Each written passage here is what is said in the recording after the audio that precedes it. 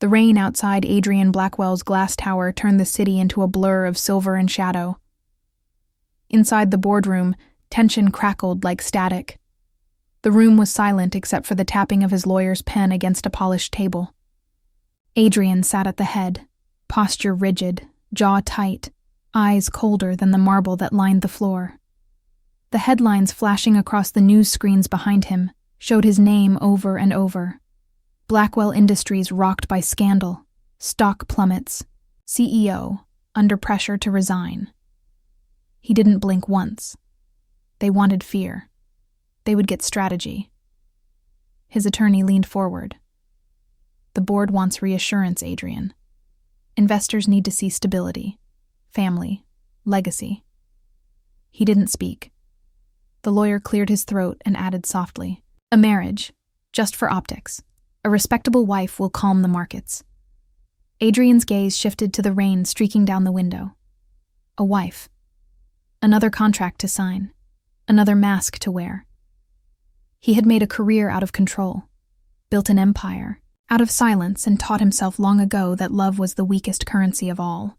His father's betrayal had proved it. His mother's will, locked away under clauses and trusts, had mocked it. But her final condition was the cruelest of all. To access the charitable fund in her name, he had to be married. Permanently or temporarily didn't matter. The name Blackwell needed a Mrs. beside it. When the proposal came for a temporary arrangement, Adrian didn't hesitate. The marriage would fix his public image, unlock the trust, and remind his competitors that he was still untouchable. The search began quietly through his lawyers. Background checks, clean reputations, women with no scandal and no power. That was when he saw her name. Lily Grace Carter, 22, daughter of a bankrupt contractor, debt drowning her after her father's sudden death. No family left. No scandals. Nothing. A ghost in the system. Perfect. The meeting took place 3 days later in a private suite at the top of the Blackwell Tower. She arrived in a faded blue dress, her hands clasped tightly, trying to hide the tremor in her fingers. The elevator doors opened to reveal Adrian standing by the window, his reflection sharp against the storm behind him. Their eyes met. His were gray steel, unreadable. Hers were green and uncertain, like spring struggling to bloom through frost. "Miss Carter," he said, voice smooth but distant. "You understand what this is? 1 year, a contract. No intimacy required. You will receive compensation and protection." She nodded, voice barely above a whisper. "I just want to clear my father's debts, then I'll disappear." He studied her for a moment, something in her tone catching him off guard. Not desperation exactly, something else. Dignity, maybe. He handed her the contract. Her hands trembled as she read the clauses. His signature was already there, bold and final. She took a breath, eyes lingering on his name before signing her own. For a moment their fingers brushed as she passed the pen back. He felt it. A spark beneath skin he thought long frozen. She looked up then and said softly, almost to herself, "I've never belonged to anyone." The words sliced through him more deeply than he cared to admit. He was a man who owned everything, companies, properties, people's silence. Yet somehow, the quiet truth in her voice made him feel as though he owned nothing at all. He turned, away quickly, hiding the flicker of something unfamiliar rising inside him. When she left the room, the faint scent of rain and lavender lingered behind her. Adrian stood staring at the empty doorway, the signed contract heavy in his hand. This was supposed to be simple, a business move, a shield. But for the first time in years, he couldn't stop replaying a single moment. The sound of her voice saying those words, "I've never belonged to anyone." As the storm outside broke into thunder, Adrian realized he didn't know which unsettled him more, the fact that she had said it, or the way he already wanted to be the man she could belong to. The wedding took place on a cold Sunday morning under skies that looked ready to break into rain. Reporters waited outside the cathedral, whispering about the billionaire who had found himself a charity bride. Adrian arrived in a black suit that fit like armor, his face expressionless as the cameras flashed. Lily stepped out of the car in a simple white dress, one she had borrowed from a friend of her late mother. The lace sleeves trembled as she walked, but her chin stayed lifted. She looked at him not with fear, but with quiet strength. It was that look that unsettled him more than anything. The ceremony was quick-signed, sealed, photographed. The press called it the wedding of convenience, but the way Adrian's hand brushed her lower back as they walked down the aisle looked too careful to be fake. Inside, he was already calculating numbers, reputations, timing, yet something in him faltered when she whispered thank you as they left the church. The reception was a blur of crystal and champagne held in the grand ballroom of the Blackwell Tower. Investors toasted to a new era, while Adrian stood beside his new wife, barely touching his glass. Lily stayed close to the wall, her hands folded, together eyes wide as though the luxury around her might collapse at any second. She smiled politely when spoken to, but the moment she thought no one was watching her mask slipped, and sadness crossed her face. Adrian caught it every time, and felt something strange twist inside him. Later that night, he found her standing on the penthouse balcony, the wind pulling strands of her hair loose. The city glowed below like a field of restless fireflies. She turned when she heard him. "I still can't believe this is real," she said softly. He leaned against the railing, his voice calm, measured. "It's just an arrangement. You'll have security, comfort, freedom from debt.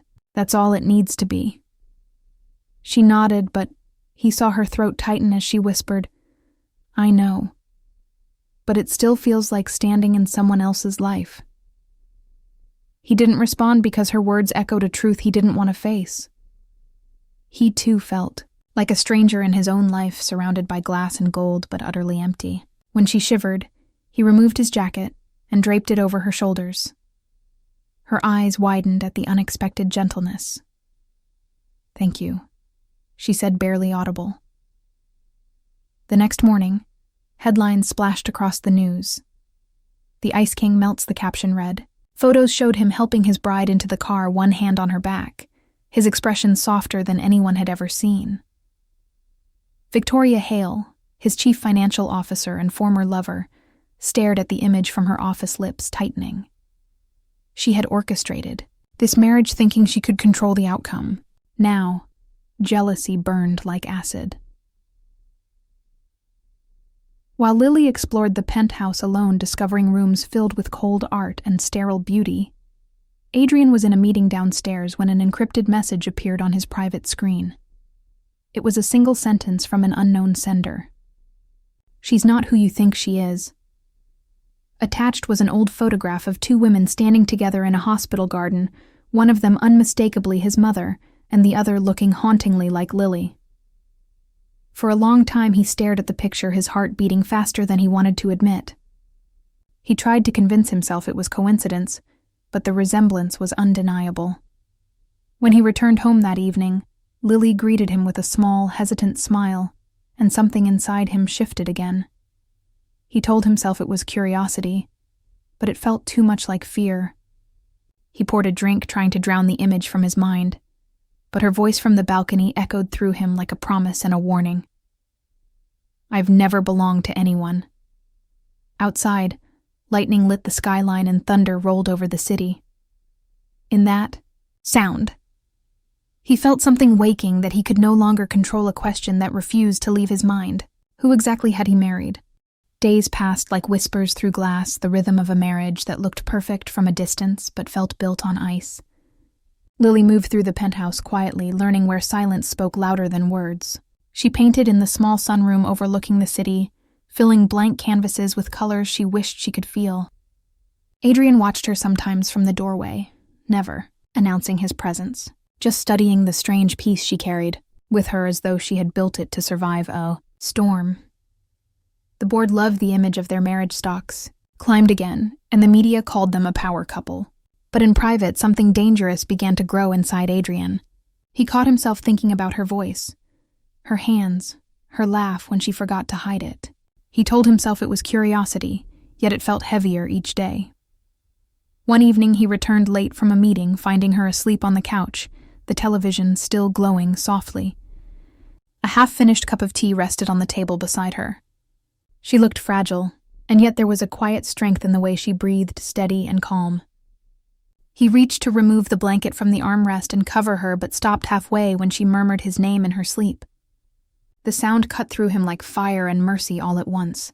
He left the room instead, pouring himself a drink in the kitchen, his hands unsteady for reasons he refused to admit. The next morning, Lily discovered a thick envelope slipped under the penthouse door.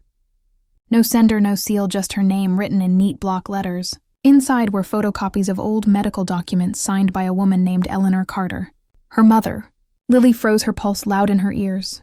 The documents mentioned the Blackwell Foundation and a lawsuit from years before one that had mysteriously disappeared from court records. When Adrian entered the room, she quickly hid the papers inside a book. He noticed the tension instantly. "Trouble sleeping?" he asked. She forced a smile and nodded. "I'm fine." But she wasn't. That night she dreamed of her, Mother's voice telling her there were truths buried under the same glass towers she now lived in. Meanwhile, Adrian's phone buzzed, during a private meeting with Victoria Hale. The message again from the same unknown number. "The woman in your bed carries your family's past. Ask her about Eleanor." His jaw tightened, his composure cracking for the first time in years. He drove home faster than reason allowed, rain smearing the city into streaks of silver. Lily was in the studio painting when he entered, her brush still moving across the canvas, a landscape of two figures standing apart on opposite cliffs. He stopped watching her paint before he spoke. "Tell me about your mother." The question made her freeze, the color dripping from her brush onto her wrist. "Why do you ask?" she whispered. "Because I need to know who you are," he said, and something dark and desperate trembled beneath the calm. Her eyes met his, filled with hurt and confusion. "I told you who I am, my father's debts, my mother's death. I never lied to you." He looked at her for a long moment, then turned away, his voice low. "Maybe you didn't have to. Maybe the truth has been waiting longer than either of us realized." That night, neither of them slept. She stayed in her room, clutching the hidden papers, while he stood by the window staring into the rain that refused to stop. Both felt the same fear whispering through the dark. The contract that tied them might have opened a door neither of them would ever be able to close again.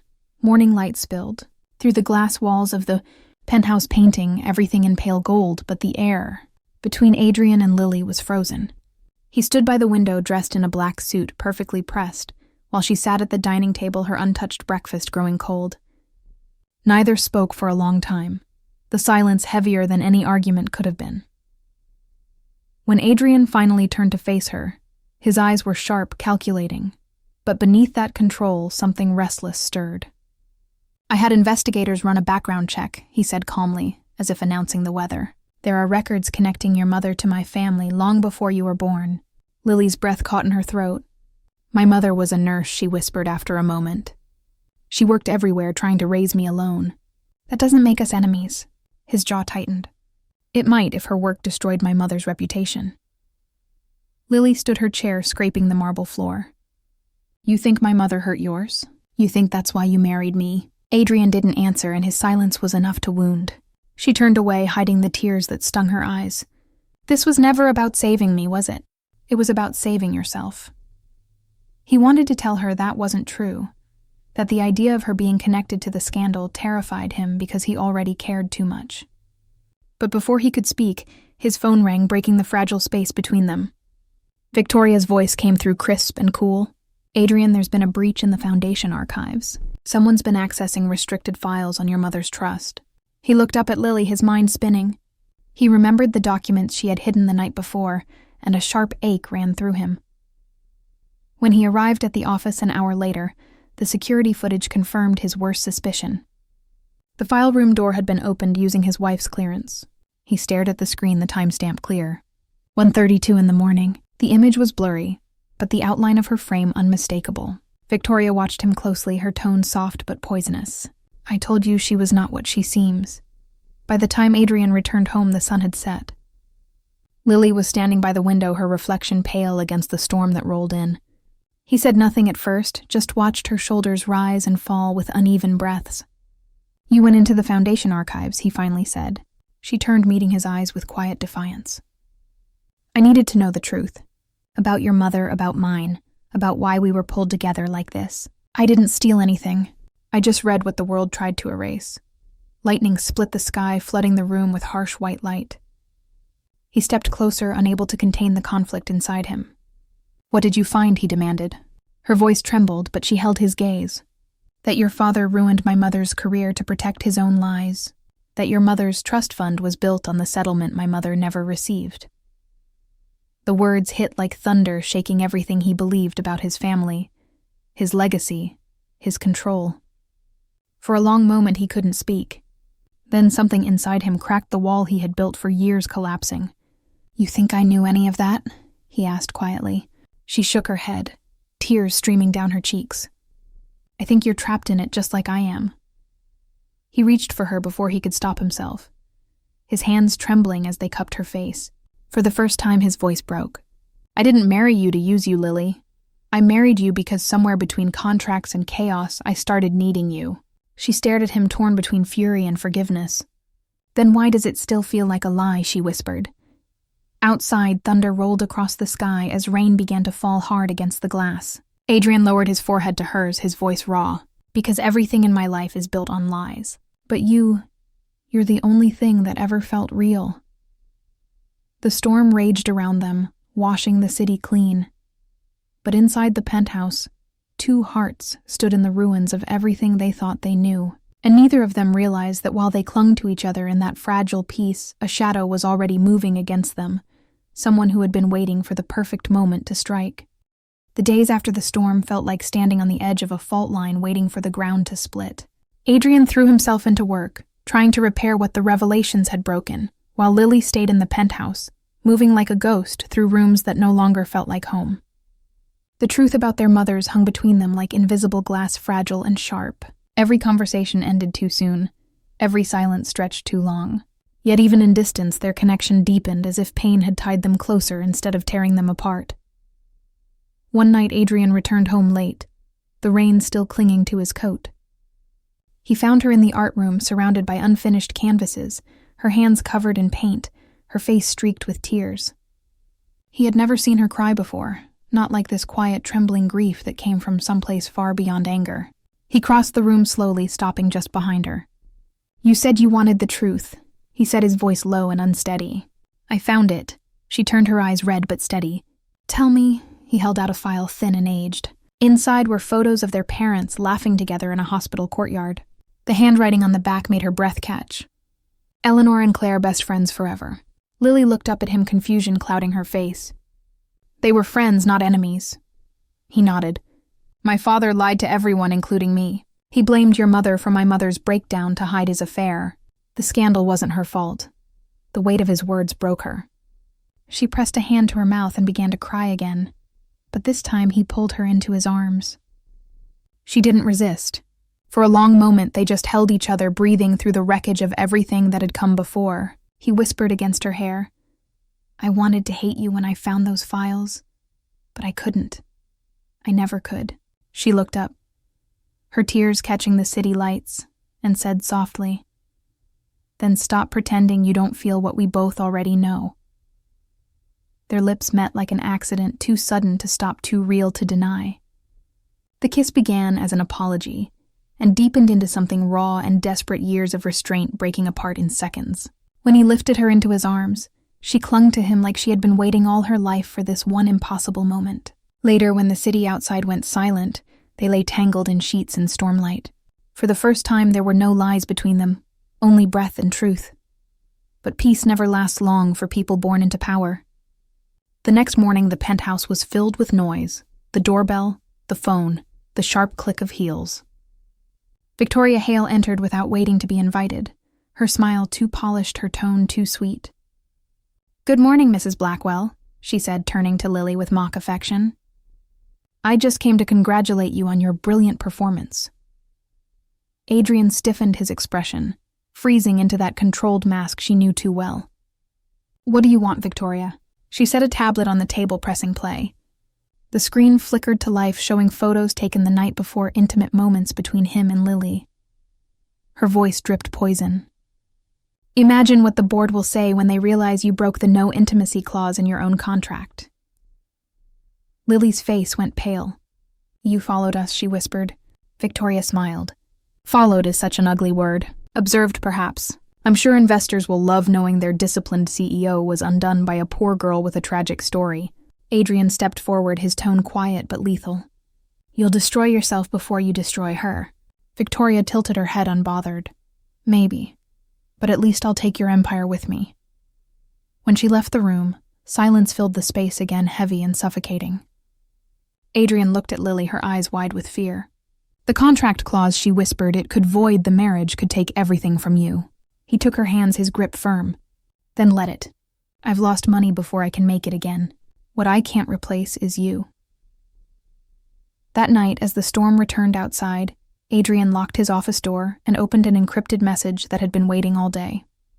Inside was a single line written in the same cold hand as before. "Victoria isn't your only enemy. The truth about Lily goes deeper than either of you know." The sound of thunder rolled across the sky while Adrian sat frozen, staring at the screen. He had just found her. He had just let himself love her, and already the ground beneath them was beginning to crack again. The following morning, the city woke to chaos. Adrian's name flashed across every news screen, accompanied by blurred photos of him and Lily in the penthouse balcony, her head resting against his shoulder, his hand tangled in her hair. The tabloids called it a scandal. The perfect illusion shattered. Investors demanded statements, the board called for emergency meetings, and Victoria's smug smile filled every media channel. Adrian stood before the window of his office, watching the world he had built start to crumble brick by brick. Lily had locked herself in the guest room, refusing to see anyone. Every time she closed her eyes, she saw the flash of cameras and heard Victoria's voice twisting her love into a weapon. The world thought she was a gold digger who seduced the Ice King for money and revenge. She didn't know that Adrian was downstairs fighting to protect her name, even if it meant burning his own. By midday, he stormed into her room, his composure gone, his tie loose, his eyes dark with sleeplessness. "You're not running," he said before she could speak. "This is not your fault." She shook her head, tears spilling down her cheeks. "You don't understand," she whispered. "They'll ruin you because of me." He crossed the room, closing the space between them in 3 strides. "They can't ruin me without my permission." He took her hands, forcing her to look at him. "You think I care about headlines? I only care about you." Before she could answer, his phone buzzed, vibrating against the floor. He glanced at the screen and froze. A private number, same one that had haunted him for weeks. He answered with a sharp edge in his tone. "Who is this?" The voice on the other end was low, calm, and terrifyingly familiar. "You should have listened to me, Adrian. The woman in your bed isn't who she claims to be. Check the sealed records at the Blackwell Medical Trust before it's too late." The line went dead. He stood there motionless, the color draining from his face. Lily reached for him, but he stepped back, his expression torn between disbelief and dread. "What did they say?" she asked softly. He didn't answer, just turned and left the room without looking back. That night, he broke into the trust archives using his private access key. The air was heavy with dust and secrets. He found the sealed folder labeled Eleanor Carter Medical Research Division. Inside were letters, photographs, and a report stamped confidential. The first line made his blood run cold. Subject child transfer approved, Carter lineage reclassified under Blackwell protection. The document suggested that Eleanor Carter had once worked on an experimental fertility program funded by his father, and that a child from that project had been quietly placed into a private adoption record. The file ended with a date that matched Lily's birth. By the time he returned home, dawn had started to break. Lily was waiting by the door, eyes red from crying her suitcase by her feet. "I'm leaving," she said softly. "The world already believes I used you. If I stay, you'll lose everything." His voice was raw when he spoke. "You can't leave, not yet." She shook her head. "Why?" "Because there's something I need to confirm before I lose you completely." He told her everything. The call. The documents, the possibility that her mother's connection to his family was deeper than either of them had imagined. For a moment, she simply stared at him, unable to breathe. Then she stepped back, shaking her head. "You think I was part of some experiment, that I was placed here on purpose?" He reached for her, but she pulled away, her voice breaking.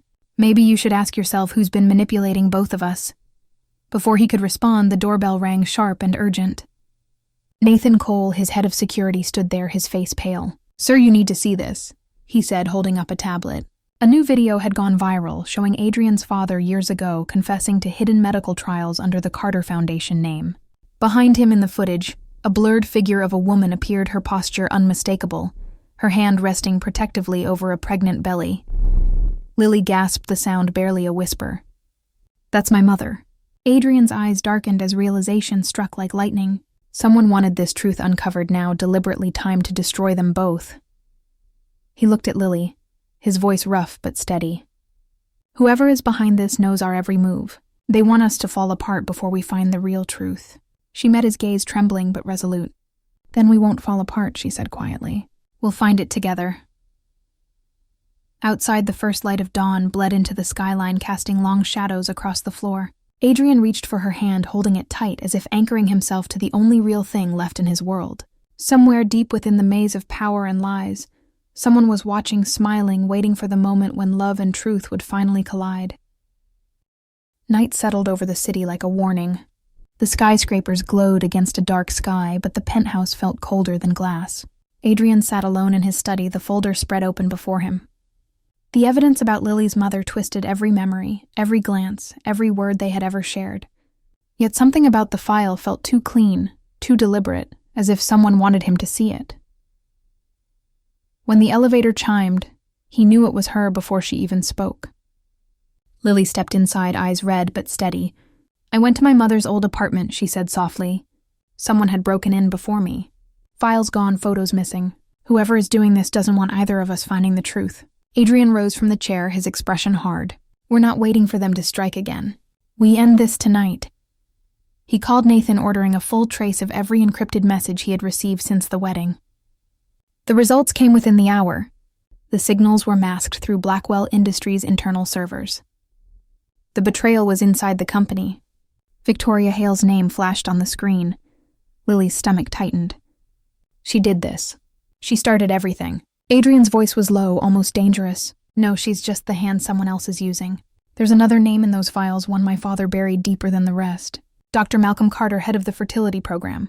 She looked at him, startled. "Carter, my grandfather." Realization spread like wildfire.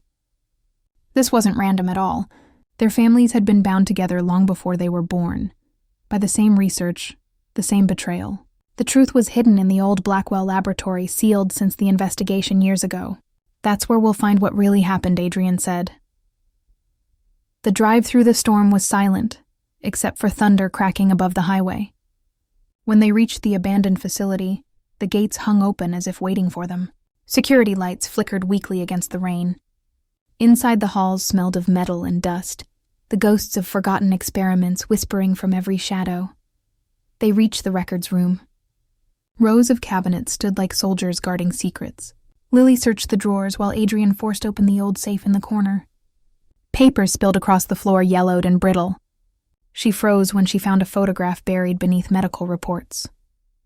It showed 2 infants side by side, their names blacked out, but the file reference matched both the Carter and Blackwell family archives. Adrian looked over her shoulder, reading the faded print. "Twin subjects, successful integration test complete." His breath caught. "They weren't talking about our children, Lily. They were talking about us." Before she could speak, a sharp noise echoed through the hallway, footsteps approaching fast. Adrian pulled her behind the cabinet, whispering, "Stay quiet."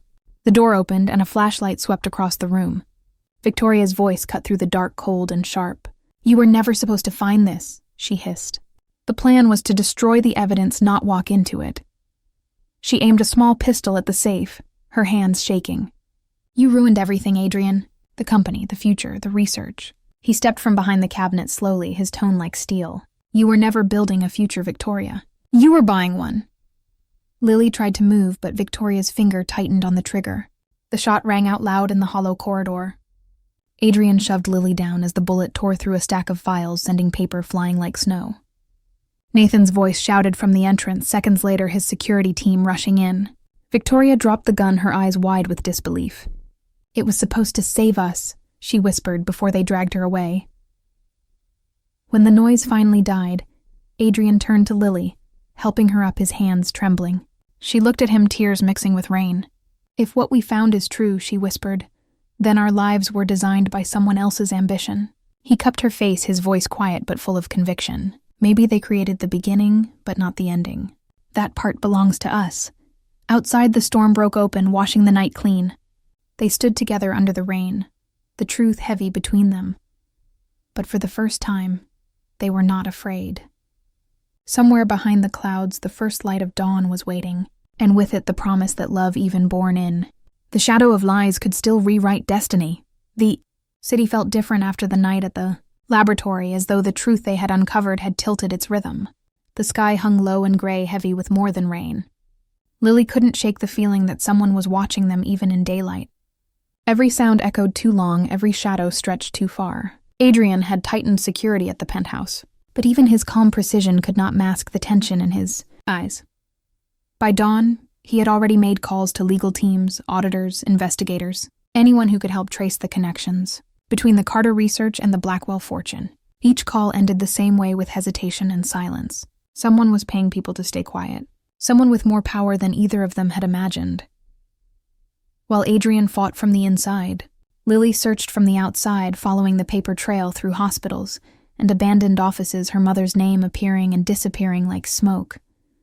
At one clinic, she found a file hidden under a false name and a date that froze her blood. The day she was born matched the day a Carter experiment officially ended. A single note at the bottom read, "Infant viable adoptive process sealed." She stared at the words until they blurred, and the nurse had to ask if she was all right. When she returned home, Adrian was waiting in the living room, his expression unreadable. She placed the file on the table, her voice barely steady. "I was part of the experiment, Adrian. That's what all of this means." His jaw clenched, his knuckles white against his glass of whiskey. "No," he said finally, his voice low and firm. "You are not some experiment, Lily. You are the only real thing in all of this chaos." Before she could respond, the lights flickered, once then died, plunging the penthouse into darkness. Adrian's instincts sharpened in an instant. He grabbed her hand, guiding her toward the panic room, but the elevator whirred open before they reached it. A voice echoed through the dark, smooth, calm, and venomous. "You two should have left it alone." The emergency lights kicked on, revealing a tall figure in a gray suit soaked from the rain. Malcolm Carter, her grandfather, stood in the doorway, his eyes cold with something that looked almost like regret. Lily froze, unable to move or speak. "You're alive," she whispered. "You were supposed to have died in that fire." He stepped closer, his voice quiet and even. "Fires are easy to fake when the people funding your research want you gone." Adrian moved in front of her, protective instinct overriding fear. "Why reveal yourself now?" he demanded. "Because you were getting too close," Carter replied. "You found the truth, but not the whole of it. I never meant for Lily to get caught in it. But she is the key to everything now." Lily's pulse hammered in her ears. "The key to what?" she asked, her voice trembling. Carter's gaze softened for a moment. "To fixing what was broken. The trials we began decades ago were meant to cure infertility, to give families hope. But your mother wanted to stop the project when she saw what it was becoming. The Blackwells turned it into a weapon for control. I couldn't stop them," Adrian's face hardened. "And now you want to use her to clean your conscience. You'll have to kill me first." Carter shook his head slowly. "You misunderstand me. I came to warn you. The same people who buried the project once are preparing to relaunch it. They already have the data. They will come for her soon." The building alarms blared suddenly, drowning his words. Security channels filled with static gunfire echoing from the lobby below. Adrian grabbed Lily, pulling her toward the private staircase. Nathan's voice came through the intercom, strained but urgent. "Sir, armed intruders, multiple teams. We're holding them off, but you need to move now." Carter reached into his coat, handing Adrian a small flash drive. "Everything you need to stop them is on this. Trust no one, not even your board." Before Adrian could question him, a burst of glass exploded across the floor. Carter pushed them behind a wall, taking the bullet meant for them. His last words came out as a whisper. "Protect her, Adrian. She's the only thing they can't replicate." They fled through the emergency stairwell, the sound of gunfire and alarms merging into a single roar. As they reached the garage, Adrian turned to her, gripping her shoulders. We're not victims anymore, Lily. Whoever's behind this, they've just declared war.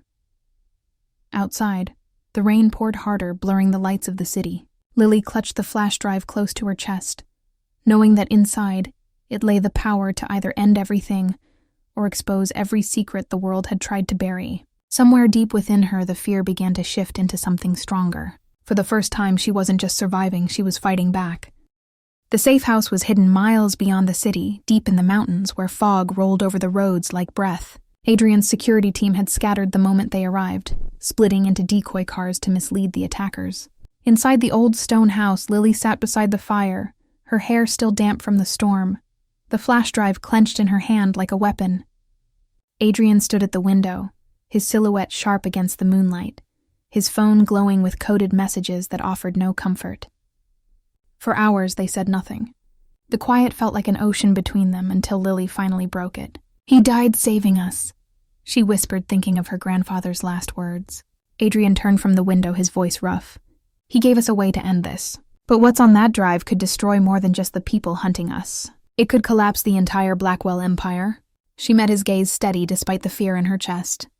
"Then maybe it's time it collapses." He studied her for a long moment before crossing the room.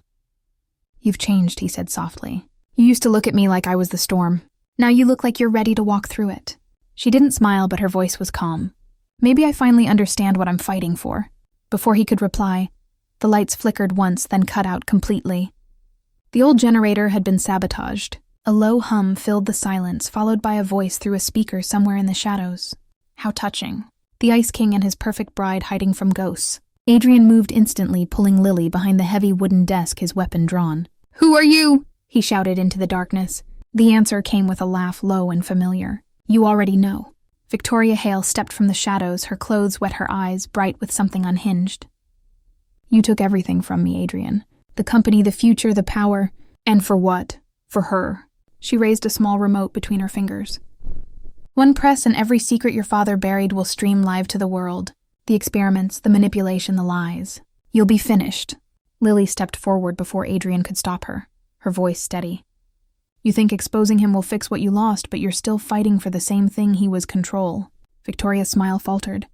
"You don't understand, girl. I loved him before he ever looked at you. I built his empire while you were still nothing." Adrian's voice cut through the air, calm and cold. "Then destroy me, not her. You always wanted my attention. You have it now." For a moment, the madness in Victoria's eyes flickered, replaced by sorrow. Then she pressed the button. The power surged back on, and the screens around the room lit up, showing data files streaming into the public domain. Everything the world wasn't supposed to see was now unleashed. Lily rushed to the computer, connecting the flash drive with shaking hands. "If I can override the transmission, we can stop it," she said breathlessly. Adrian covered her as bullets shattered the window behind them, Victoria's hired men forcing their way in. He fired back, moving with precise fury, each shot calculated, each breath controlled. Lily's fingers flew across the keyboard as code scrolled faster than she could read. The upload slowed, paused, then stopped. "I have it," she gasped. "I locked the system." Victoria screamed fury, breaking through her calm mask. "You think you can erase what you are," she cried. "You're both products of the same lie." Her hand reached for the second detonator on her belt, but Adrian crossed the distance in one heartbeat, grabbing her wrist. The device slipped from her hand, landing at Lily's feet, its red light blinking faster and faster. Adrian shouted her name, but she had already thrown herself toward it, yanking the wires free just as it shorted out in a flash of light. Smoke filled the room, the smell of burning metal sharp and choking. When it cleared, Victoria was gone, the sound of her footsteps fading down the hall. Adrian found Lily on the floor, coughing, the device still sparking beside her. He lifted her into his arms, his voice shaking for the first time. "Don't ever do that again." She looked up at him, weak but smiling. "You would have done the same." They left the burning house before the roof gave way, watching from the trees as the flames consumed every secret that had haunted them. Adrian turned the flash drive over in his hand, the metal still warm. "We can run," he said quietly. "Change our names, disappear." But she shook her head. "No more running. My grandfather died to give us the truth. We finish what he started." In the distance, sirens wailed, growing closer. The world had already seen enough to start asking questions. Somewhere Victoria was still alive, planning her next move. But for the first time since it all began, Adrian and Lily stood side by side, not as contract partners or survivors, but as equals ready to face whatever storm came next. And in the dark between lightning flashes, a new truth formed between them, one stronger than any lie. Together they were unstoppable. The morning after the fire, the world was no longer the same. News channels exploded with headlines about the Blackwell Foundation exposing secret medical experiments that had been buried for decades. Adrian's name filled every screen not as a villain, but as the man who turned against his own empire to reveal the truth. The board froze his accounts, the police launched investigations, and the empire his father built collapsed in a single day. But for the first time in his life, Adrian felt free. Lily stood beside him on the balcony of a safe house overlooking the ruins of a city waking to justice. The sunlight touched her hair like fire gold against the pale dawn. He reached for her hand, and for once, there was no contract between them, only silence that felt like peace. "What happens now?" she asked quietly. His voice was steady but soft. "Now we start over, not as Blackwell or Carter, just as ourselves." Before either could speak again, Nathan burst through the door, his face pale. "She's alive," he said. Victoria. Surveillance picked her up, leaving the city at dawn, heading toward the research island off the coast, the one your father built in secret. Adrian's jaw tightened, the old cold steel returning to his eyes. "She won't stop until she destroys everything we've rebuilt." By nightfall, they were on a private jet cutting through storm clouds over the ocean. The island appeared like a shadow on the horizon, surrounded by dark water and wind. The facility there was still operational, lights burning across the shore like watchful eyes. As they approached, Adrian could feel the weight of his past pressing against his ribs. This was where it all began. The lies, the experiments, the blood. They landed under the cover of darkness, moving through the empty corridors until they reached the main control room. Screens flickered to life, showing Victoria standing in the center, her expression calm, almost serene. "You came," she said, as if she had been waiting all along. Adrian stepped forward, his voice low. "It's over, Victoria. The world knows." She smiled faintly. "Oh, Adrian, the world always forgets. But I have something they won't forget." She pressed a switch, and the walls around them illuminated, revealing dozens of containment pods, each one glowing faintly, with fluid and silhouettes of living children inside. Lily gasped, stepping back, her hand over her mouth. "What have you done?" Victoria's tone was eerily gentle. "I finished what your father started. Genetic perfection built from the Carter line. From her blood. From you." Adrian felt the ground vanish beneath him. These children were copies, fragments of their stolen DNA, proof that the project had never truly ended. He moved toward the control panel, but Victoria aimed her gun at Lily, stopping him cold. "I told you, Adrian, love makes you weak," she hissed. "I spent years building this, and you threw it away for her." Lily's voice broke through the tension, quiet but firm. "You don't understand. Love doesn't weaken, it frees." She stepped closer, her eyes steady. "You wanted to control life, but life can't be owned. It can only be given." Victoria's hand trembled, the weapon wavering for a fraction of a second, and in that heartbeat, Adrian moved, disarming her and slamming the emergency override. Alarms erupted, red lights flashing as the containment pods began to open, releasing clouds of mist. Victoria screamed, lunging toward the console, but Lily grabbed her arm, pulling her back. For a moment, their eyes met, woman-to-woman, mirror and shadow. "You could have saved them," Lily said. "But you chose power." The explosion tore through the room before Victoria could answer fire, swallowing her final scream. Adrian pulled Lily through the collapsing corridor as flames roared around them, the sound of breaking glass echoing through the night. They reached the shoreline just as the facility imploded behind them, sending sparks into the rain-swept sky. The sea swallowed the rest. By dawn, rescue boats found them drifting in the wreckage, exhausted but alive. Weeks later, the world would call them heroes, whistleblowers, who ended a legacy of cruelty. The surviving children were taken into care, free to live as they were meant to without fear. The Blackwell name became a symbol not of greed, but of redemption. Months later, in a quiet coastal town, Adrian built a small clinic under Lily's name, offering treatment for families who had lost hope. He no longer wore suits or carried power like armor. He spent his days beside her, painting walls instead of signing contracts, learning what love felt like when it wasn't a deal. One evening, as the sun dipped below the horizon, he turned to her and said softly, "I once thought control was strength.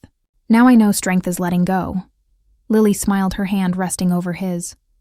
"You didn't lose anything, Adrian. You found what you were meant to become. Behind them, children laughed in the garden, their voices carried by the wind like music. Far away, the sea shimmered quietly over the ruins of the island, as if sealing the past forever. And in that golden light, the man who had once been called the Ice King finally melted into something real, a man reborn by love and truth, holding the woman who taught him both. Their story had begun with a contract written in fear, but it ended with a promise written in the heart, one that needed no signatures, only forever.